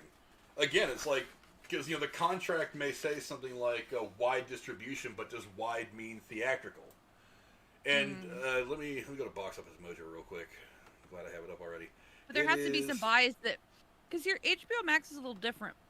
Because HBO Max is a standalone thing, and Warner Brothers had to deal with them. Disney releasing it on their own streaming service is a little bit of a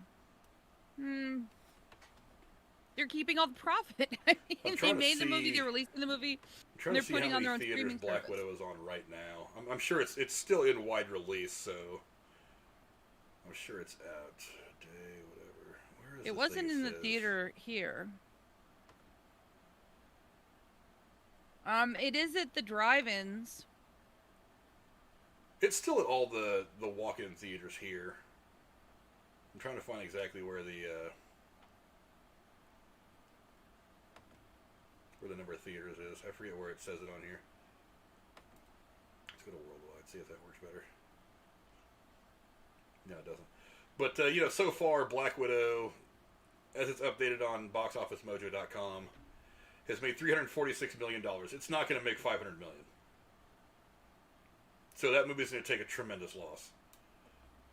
Yeah. I'd like to see how many theaters it's on. I don't know why it's not giving me They're that just going to take that money they made off of the streaming service cash and just pump it back into their accounts to get them out of the red. Or the black, I should say. Domestic market, see if that shows me. Whatever that accounting color is when you're not doing good as. Okay, so it's in wide release as of... Yeah, right as of the 4th. As of yesterday, it's on 3,300 screens. It's running in 3,300 theaters. 3,360 to be exact. It started out a little over 4,000, 4,160. So it got wide release. But again, you're getting into the legalities of it all. That is wide release specific to a theatrical release. Well, this one article of Variety that's interviewing the National Association of Theater Owners president is saying that I don't know what they were comparing it to, but the in-theater box office was 70% lower, and they attribute some of that to the streaming service. You know, Wandy asked an interesting question in the chat. Imagine if they did that to RDJ. What is RDJ? Robert Downey Jr. Robert Downey Jr. Thank you. I gotta be honest, I don't think they'd have the balls.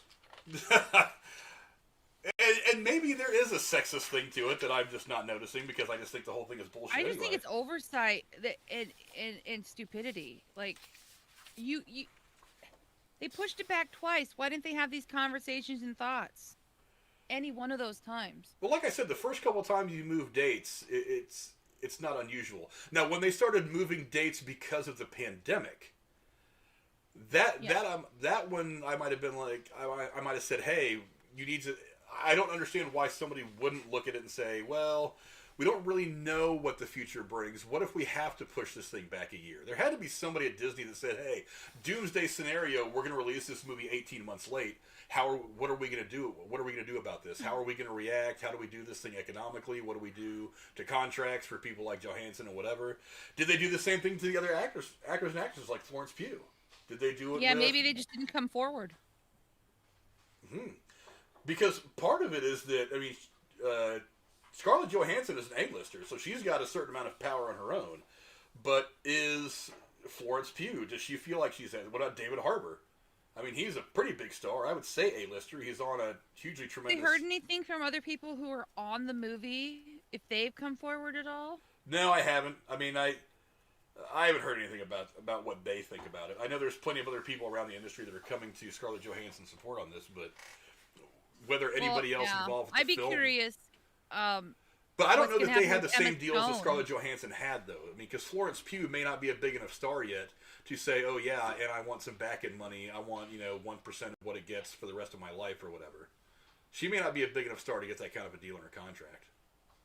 Thing is, they may have approached all of them and said, are you willing to take less in exchange for getting profits, blah, blah, blah?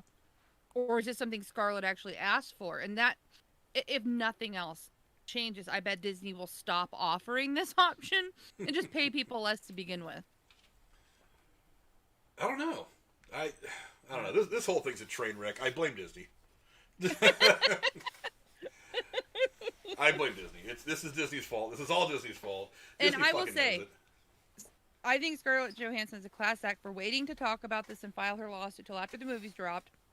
And also, if you're right, which I think you are, that she'd be willing to come back and reprise the role in future Marvel. Oh, yeah. I mean, business is business. Plenty of people have not gotten along out in the real world and have still worked together to make movies and stuff that were successful and popular. So, and if anything, it would be kind of good PR for Disney to say, look, and she sued us and we're not mad enough. Yeah, this whole thing may be a bit of a kick to the box office for Black Widow now. Maybe some people are like, hey, this is in the front of my mind now. I'm going to go check out Black Widow one more time. So I'd be curious to see if subscriberships for Disney Plus go down. Like, remember when that Cutie show on Netflix was all... People were upset about it, and people quit Netflix in masses. Yeah, it's like, I don't know. Yeah, that's not, like I said, Netflix, Disney. Disney's a little up on them. Okay. But I don't think Disney would have done anything like that anyway, to be honest. But... No, that's just me. But anyway, go down in the comments. Let us know what you guys think. You guys siding with Scarlett Johansson? Are you siding with Disney? If you side with Disney, you're insane. that's all. That's all I got to say. Lonnie has a question in the chat that I don't know if you know the answer to. Do the actors from the MCU TV series make money from streaming on Disney Plus? Because Scarlett would have the right to. Again, that's all in the contracts.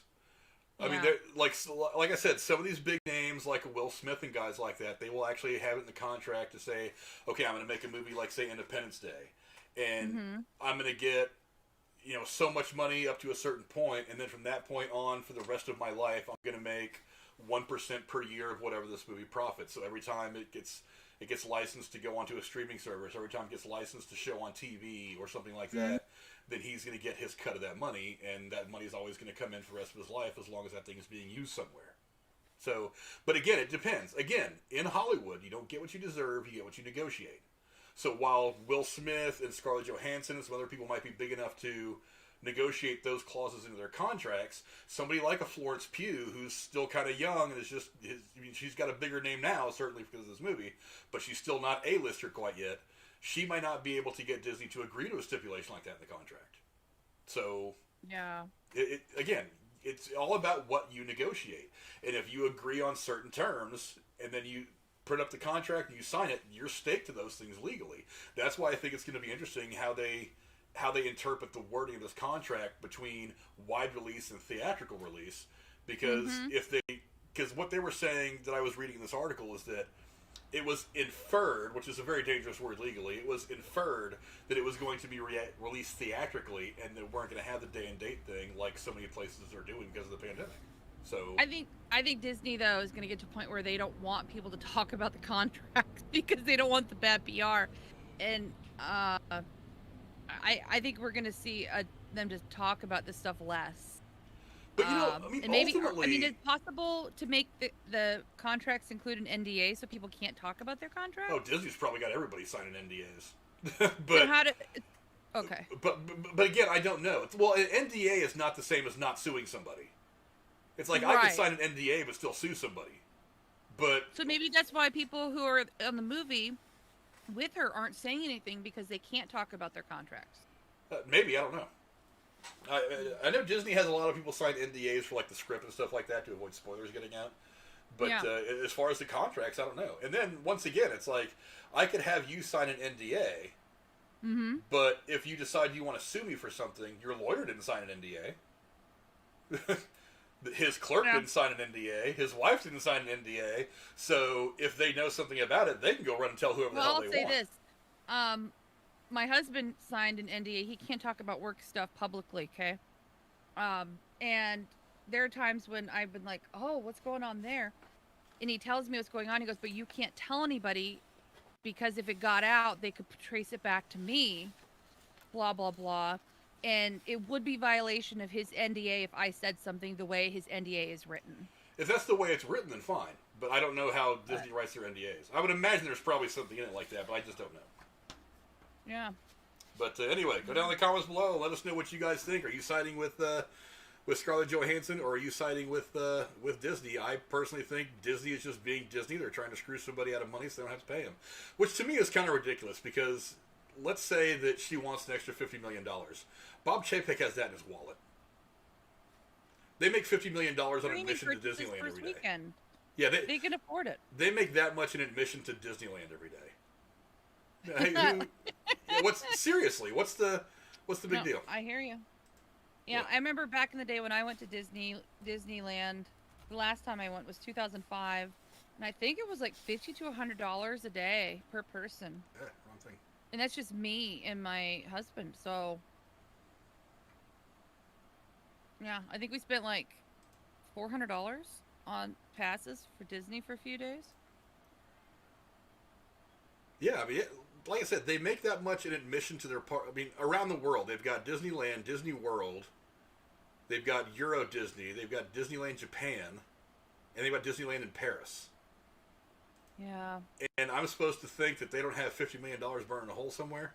Well, I would imagine these places have $50 million in petty cash. It's so expensive to keep all these places open. Yeah, shut up. Yeah, I would imagine these places have $50 million in petty cash. I've talked to people who work for Disney theme parks. They don't pay their people that well. Yeah. I mean, they're a pretty shady company. So. Yep. I mean, that's no secret. Aren't they owned by ABC now? Or do they own ABC? They own ABC. Disney owns ABC. They own ESPN. They own. Oh, I didn't know they own ESPN. They own Marvel. Now they own all the Fox Entertainment IPs. Wow. That was one of the jokes that the people were making when they bought all the stuff from Fox. Is that Fox technically owns the rights to MASH, so now Klinger is a Disney princess, which I always thought was kind of funny. Well, I'm sorry I've talked about this so long. I know you want to talk about Stranger Things, and I have to disclose I've only watched the first and last episode of the first season to get an idea of what it was like, and didn't watch anything else. I know Winona Ryder is in it. You should very much catch up on Stranger Things. It's a good thing. But since you haven't watched a whole lot of it, I may just skip that story anyway because it's not terribly huge. It's just something I wanted to talk about for shits and giggles. Oh, okay. But the one thing I do want to talk about, though, is one of my favorite things from my childhood, which has since fallen into a bad way. It actually turns 40, I think just a couple of days ago. MTV has turned 40 years old. And yes. What MTV was back in the day was phenomenal. Mm-hmm. It was just so good. I don't remember. Oh, I hear ya. I remember watching. I loved MTV, and then VH1 came around. I loved watching just the music videos. And then as a teen, watching with Carson Daly after school. That show, TRL. MTV has been, I mean, before MTV, I don't think anybody thought about doing music videos. Am I correct? Music videos were always kind of a thing. Okay. But they didn't have they didn't really have this one place where you could go just to watch videos, as far as I know. Because MTV was the one place you could go, the one place where they consolidated all this stuff. Yeah. So for those people who were like real hardcore movie fans, like Brody, J-Man, and so many other people, that's where you could go. Now, the first several years and how they evolved was phenomenal. You had great shows like that covered a lot. It's like Yo MTV Raps. You had Headbangers Ball for all the heavy metal guys. I mean, it really was, the channel really did celebrate the artistry of music in a way that nothing ever did before, and I think really ever has since. There's been a lot of channels tried to do what MTV did. There was like Fuse, Palladia. I think is still out. I think it's still actually on the air, although I don't think anybody watches it. But I knew of it. I know what you're talking about. Yeah, but none of them have managed to do it the way MTV did. No. And I kind of get Jeremy's right. Video Killed the Radio Star. Ironically, was the first video to ever play on MTV by the Buggles. But it's I understand that it evolved to a whole lot over the course of 40 years. But when they started to get away from the core of what MTV was at the beginning, that's kind of where it died for a lot of people. Now, creating the content of like the reality shows Real World and Road Rules, and later that Jersey show. I think they got away from it. And then it got to a point where they played less and less music videos. And then when I was in high school, VH1 played more music videos than MTV. And even VH1 now isn't very good. They play a lot of reality shit, too. Well, I'm just saying back in the day, I mean, it's wonderful that MTV, created VJs and, this format for a visual experience with music and, for all these people who live in small towns who love music, a way to connect with other music lovers by just watching. I can't imagine how big MTV would have been if it had premiered in an age where there was social media. If the internet and social media had been present on MTV, man, can you imagine how big that would have been? Well, MTV was social media for a long time. Well, that's true, because didn't they have call-in shows where you could call in? Yeah, it was kind of the first foray into social media, because you did have the call-in shows. It was a way. I mean, it's like in TRL, whatever it was before that. It's like you would have these bands come into the studio and talk to the VJs. I remember watching interviews with like Ozzy Osbourne and Duran Duran and all this stuff back in the '80s. So that was the first way for them to get in front of a camera and speak directly to their fans. Wasn't there that show with Dick Clark? That was kind of like the one that I think inspired MTV. That one where he would have all the kids. Oh, American Bandstand, yeah. Yes. My mother talked about that because she talked about she would watch American Bandstand growing up. And when MTV came around, she goes, well, this is your version of American Bandstand. She said something like that. So, you know, I guess the love, teenagers and love of music has always driven kind of content maybe. But MTV just took it to a whole new level. I mean, Kurt Schrader was my favorite guy because he would talk about the news. Kurt Loder. Music Kurt Loder. News. Kurt Loder, excuse me. Thank you. Him and Tabitha Thorne.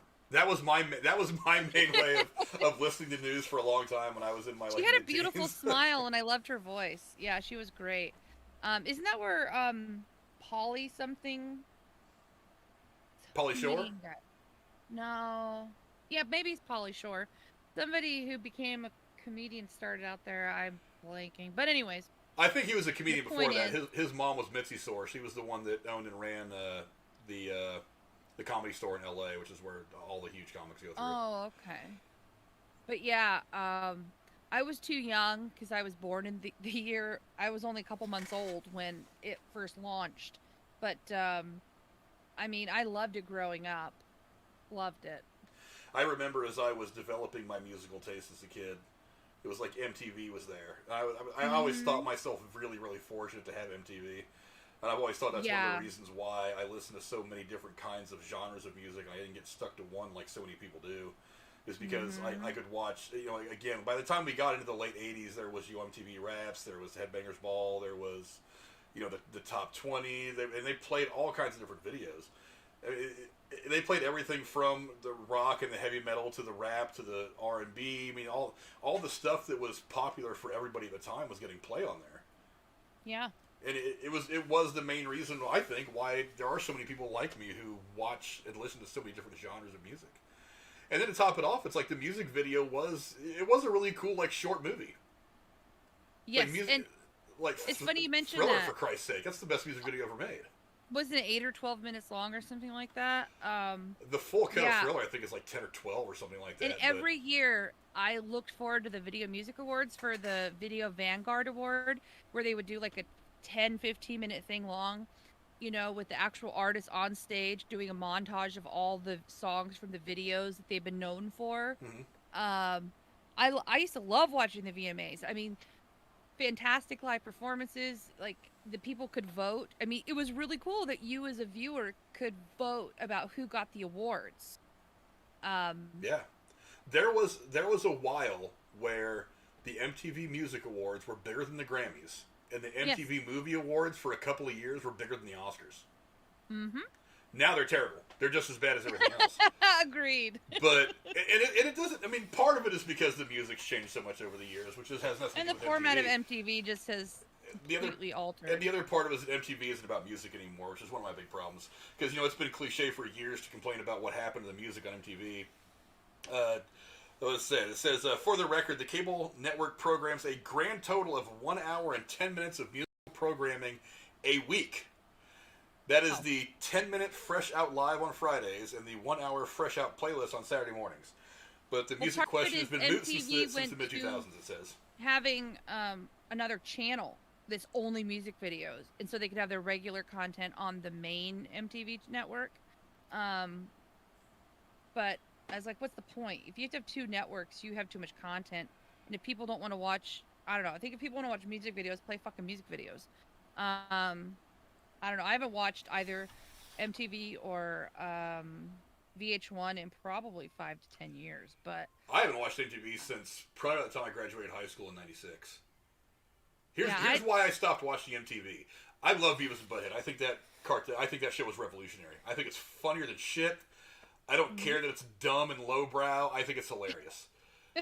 They ran Beavis and Butthead off the air on MTV ultimately because a bunch of stupid people didn't know that a cartoon show can't make a kid burn down his trailer and kill his kid's sister, which is what happened, ironically enough. He blamed it on Beavis and Butthead. So essentially they ran Beavis and Butthead off the air. Because Beavis and Butthead was so terrible, and it was ruining kids, but I didn't disturbing think it should be kids. kicked off the air. Almost immediately after running Beavis and Butthead off the air, you know what they put on? Daria, wasn't it? Jackass. Is that where Jackass got its start? Yes. Holy shit! Jackass started on MTV, and I thought to myself, you're going to kick a cartoon off the air because they put worms in a fryer at a burger place that doesn't even exist. But Johnny Knoxville and Steve-O can stuff firecrackers and toy cars up their asses all day long, and that's not a fucking problem. I said, MTV is officially run by tards. And it was about that time that I switched off. And then to top it off, it's like their programming had nothing to do with music. It was like, because I remember when I was young, and I really used to watch MTV a lot, like in my junior high and high school years. It started out all music videos, and then they would have the theme shows. That's when they came out with like the Headbangers Ball and the MTV Raps, and I would watch all those shows as well. And then they started to come out with some. I mean, they brought out like the not behind the music rockumentaries. Rockumentaries started on MTV, but it was documentaries about rock bands and music groups. So that's music-oriented content. And then they came out with this show, which I still think is one of the funniest game shows I've ever watched in my entire life, called Remote Control. If you have not seen Remote Control, you should go on YouTube when you're done here and find the clips of that show. It was funnier than hell. What's the name of the live show they had where Kurt Cobain had that really famous performance? MTV Unplugged. There was a bunch of really good performances from Unplugged, but that was fine because it was all music related. Fantastic. Yeah, it was fine because it was all music related. Yeah. But then they come out with stuff like that dating show that made what's her name, McCartney. I don't know. Jenny McCarthy. Jenny McCarthy. The dating show that made her famous. I'm like, well, I don't get it. And then came the era of Road Rules and Real World, and I'm like, wait a minute. Now I have to say, the first couple seasons of Real World were pretty funny. Like the one where the Miz, who's now in WWE, the season he was on was fucking hilarious. Yeah, I've never liked reality shows. I watched like one season that I really enjoyed of Survivor. I think it was the year they were in Australia, and I have never been a fan of reality shows. I just don't like them. I live a life of reality. I don't want to watch it on TV. It's like, I don't need your reality show. I'm living in one 24/7. I don't need to watch yours. But and again, I get downhill. But I get that things changed a lot, and this is one of the things that I can't blame MTV on: the rise of YouTube. Music videos went to YouTube, so you can go set your own playlists on YouTube. You can go find movies as you want, or find videos as you want to watch them on YouTube. And that probably hurt a little bit. But I still don't understand why you changed your programming so much relatively quickly. Because it was only the span of about 5 years where they went from mostly being a music channel to stuff like Teen Mom. Or Catfish, the TV series. It didn't take long for them to go down that reality TV show route. And I was like, why? You don't even show music anymore. Yeah, when TRL went off the air, I think it changed a lot. Let me see what year they stopped that. TRL ended in 2008. So, I mean, that's about the time when Facebook was coming. Because Facebook started in 2007.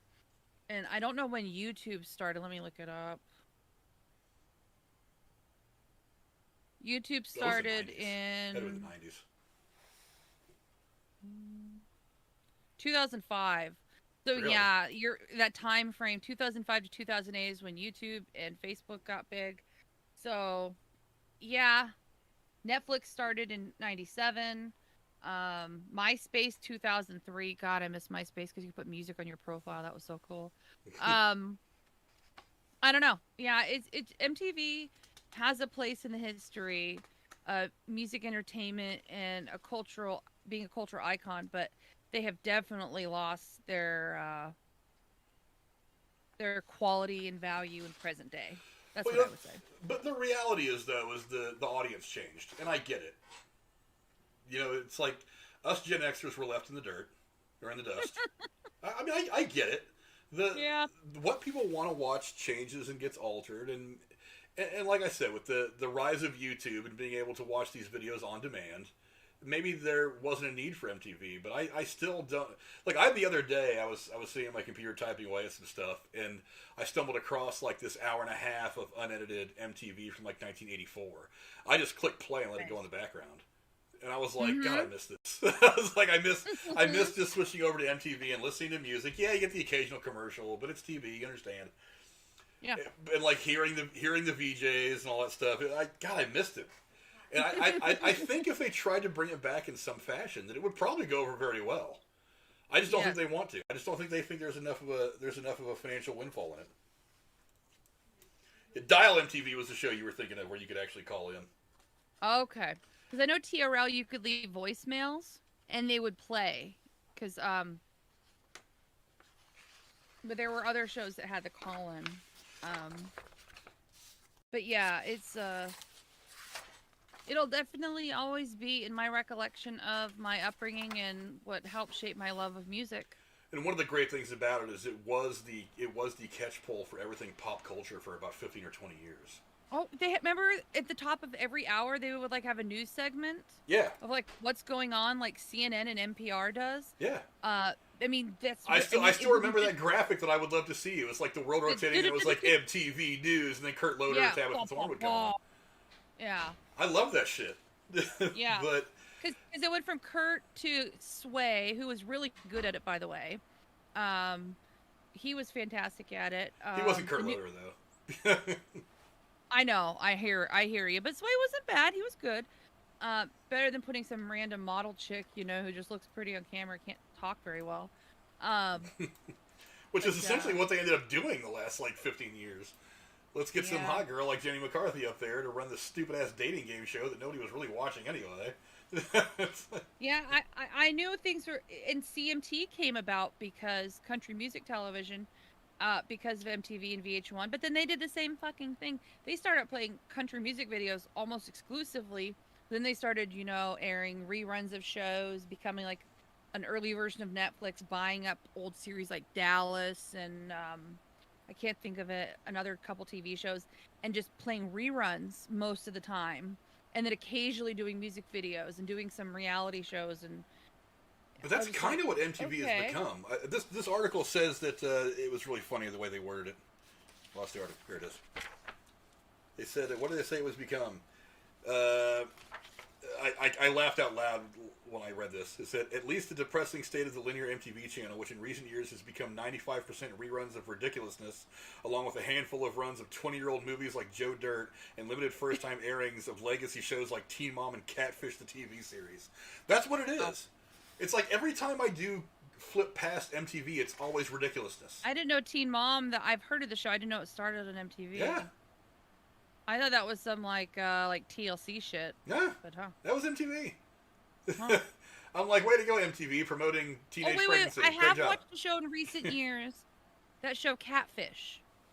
I've never watched an episode of it. I know what it is. I've just never watched it. It's fucking hilarious to me, but I haven't watched it in years. But I remember the premise and watching 5 or 6 episodes. But I don't know. I just wish they would have kept the original MTV channel more music focused, and they could have done MTV reality as a secondary channel and not the reverse. But I don't understand why they don't just put MTV Classic out there somewhere. They do. There was a second channel. Yeah, but even that turned into reality TV. And really? Even VH, I didn't mind 5 years ago. I really didn't mind the fact that VH1 was out there for a while, because VH1 was sticking to mostly musical programming. But over the years, even that switched over to a bunch of bullshit programming. So there's nowhere you can really go to there's nowhere you can really go to just watch music videos 24 hours anymore. No, not unless you find YouTube playlists and you got to worry about copyright shit. But I mean, MTV, yeah. They still get the rights to play these music videos. Why don't? I mean, come on. It's 10 minutes on a Friday and then an hour on a Saturday. The thing. Why doesn't MTV create a YouTube channel where they do this stuff? Well, because they're going to get blown out on YouTube. Most of the artists have their own YouTube channels, so they're not going to go to MTV. I'm sure MTV has a YouTube channel. I just don't ever go to it. Yeah. But whatever. I mean, I don't know. Are you guys even old enough to remember what MTV used to be? I know, Jeremy's in the chat. I know Jeremy he grew up with what MTV mostly is now, but I don't think you can understand just how glorious this was for the first 10 years of its existence. It was it was an event to go there and hang out. I remember like girls that I knew like in junior high, they would get on the phone and talk to each other just while they were watching MTV. Like that was like it was an event when you were a teenager in the late 80s. It was just so fun to take part in. But whatever. If you guys remember what MTV was, let me know in the chat below, or in the chat or in the comments below. And I don't know, do you guys still watch MTV now? I have not watched more than 30 seconds at a time of MTV since probably. Do you think it'll die and it'll eventually go off the air? Do you think it'll no. just keep? No, I think as our generation starts to kick off, I think MTV is always probably going to be there. It's just what form it's going to take is going to evolve along with time. And I get it, but you still could make some music out of this, you know. There are still certain aspects of what MTV once was when it was first created back in 81 that you could still make it that and have it be very entertaining without completely selling out to the Kardashians or. Then they just do one day a week. It's all videos all the time. But they feel like they're going to lose too much money if they do that. Like, oh no, if we have to actually play music videos for an hour, how much ad revenue are we going to get from that? No, we get more ad revenue. We get more ad revenue. Well, they won't get as much ad revenue because the ad revenue isn't set by how much people want to pay them. It's set by the ratings. So 1 million people a second are watching Teen Mom, but 5 people are going to watch an hour's worth of music videos. So you can't sell as much. You can't get as much money for ad time on the music video show as you would on Catfish, because unfortunately people are watching that kind of bullshit now. But whatever. Anyway, go down in the comments below. Let me know if you guys remember what MTV was, if you like what it is now, or if you think that MTV is just dead. It should go the way of the dodo and unfortunately just cancel. I don't think it's ever going to go anywhere. It's owned by Viacom. Viacom is almost like Disney. They own a whole bunch of shit that they're not going to let go. So MTV's not going anywhere for a while. But we're probably going to start wrapping up the show now. But before we do, I do want to bring up one thing. I was flipping through some news stories, and I noticed this story about the passing of an actor named Saginaw Grant. He starred in the Lone Ranger movie with Johnny Depp that came out a couple years ago. He was also in Breaking Bad. Some of you might remember from that.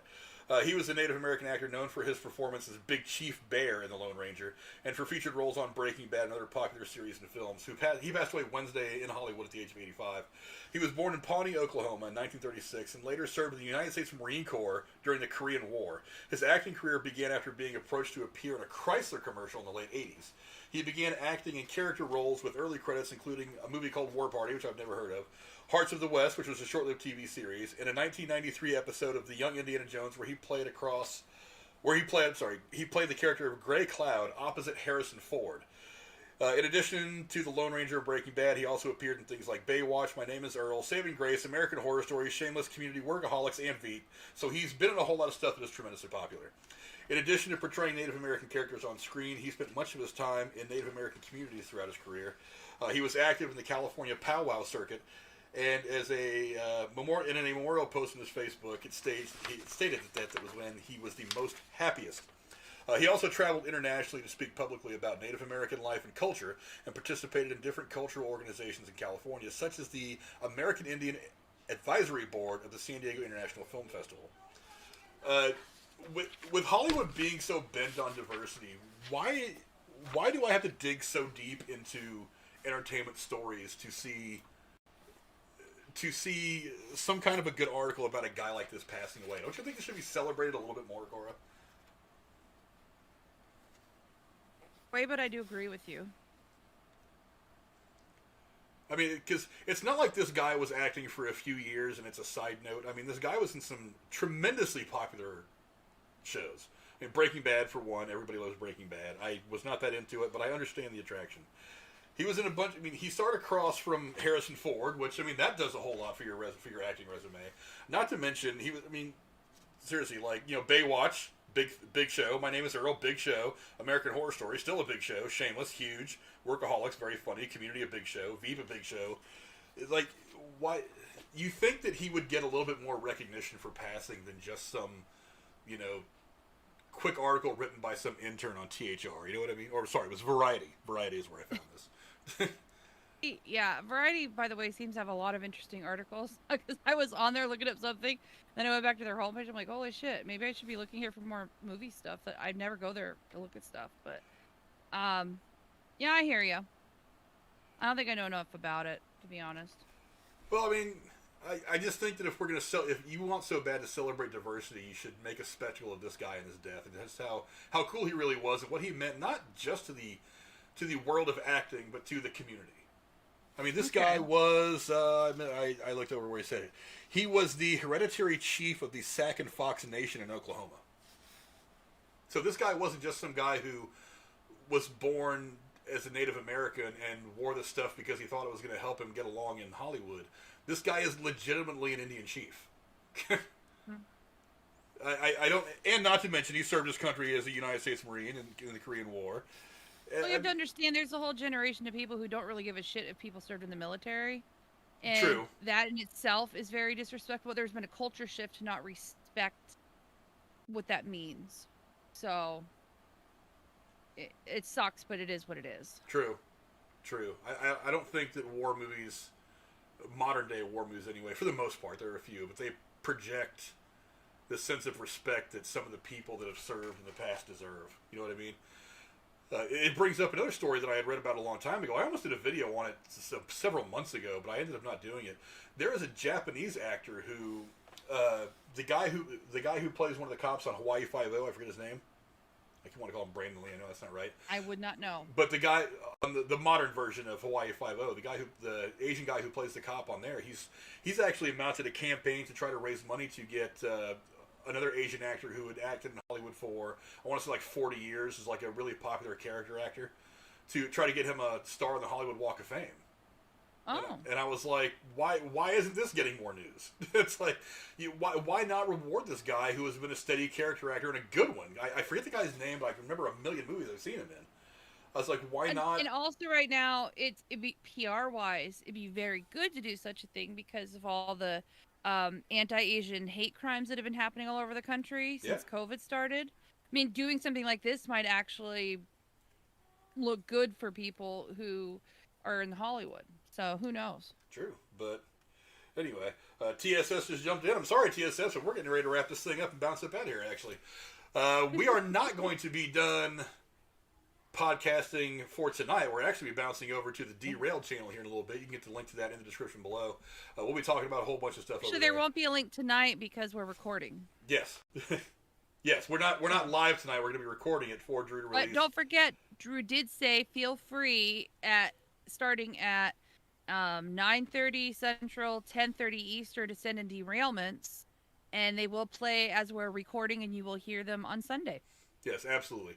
Also, don't forget, we do have our own Patreon. For just $5 a month, you can get entered for a chance to win $25 in movie tickets every month. We give that away the first Thursday, which is supposed to be today, but I'm running way late, so I'm going to have to put that off and maybe do that next week. I've actually forgotten to do them last month, too, so I have two I have to give away.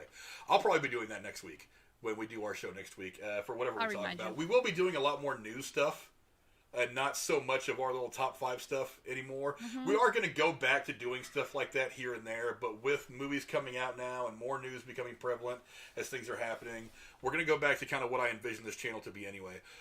Also, don't forget, we also have a Discord channel. You can go on there and keep everything going, the conversation going about all kinds of things.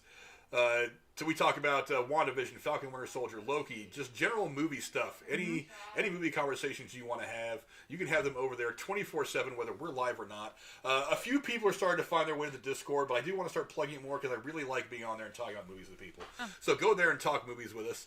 And we'll go ahead and wrap things up from there. But before we do, Miss Cora, where can the folks find you when you're not here? Over at Derailed, I don't really use Twitter much. I'm not really much of a content creator myself, but I sure love being a part of your show and Drew's show. So. Also, Jeremy was not able to make it tonight. He had some other things, but he has been in the chat. You can see him right there on your screen. Don't forget, you can find his contact information in the description down below as always. He's doing his gaming stuff. Grim Tuesday 23 across all platforms, so go check out his gaming as well. We will be back here next Thursday, probably with a review for The Suicide Squad. Hopefully that movie is better than I am going to watch it then. Yeah, hopefully that movie is better than the last one that came out. Somebody was asking, I think it was Jim. And I said, I don't know if we're reviewing it. Yeah, we will definitely be reviewing that one. So... But thank you, obviously, to everybody in the chat. Randy Viper was in here. Chris Skywalker was in here. Let's see. Jim M., what's going on to you, my man? He was one of the people that was really big on us doing The Green Knight.